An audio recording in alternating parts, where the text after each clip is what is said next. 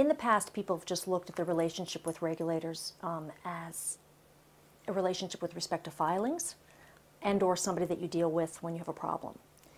Now, at some point, every corporation will have a problem, every multinational corporation at least, and domestic ones as well. And it's better to have a positive, ongoing, cooperative relationship with the regulator prior to having that problem than be sitting across from them for the first time when you do have the problem. You have to make the investment now. Compliance is a value add, it's not an expense. And I think a lot of people get that nowadays, or at least beginning to understand that, but there's still sort of a long road to go.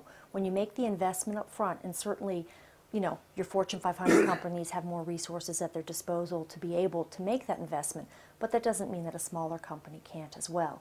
And I mean, there are enough instances out there to show that when you've made the investment, you've put the policies in place, you have the compliance framework, you've reached out and you have ongoing dialogue with your regulators.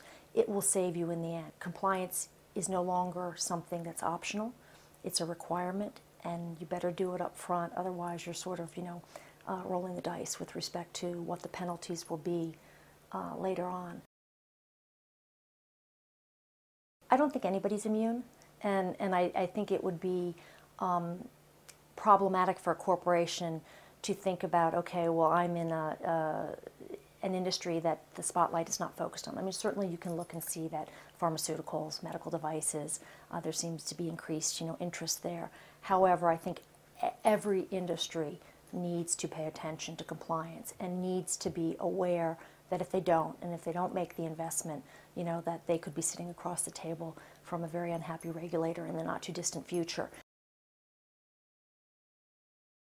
In the compliance area, I think that you need to be focused on the enforcement, the more aggressive enforcement that's going on, obviously in the U.S. and the U.K.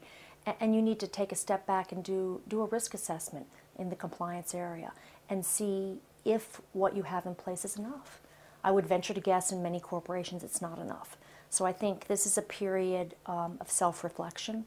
It's a period also of looking at your capacity internally in the compliance and regulatory area.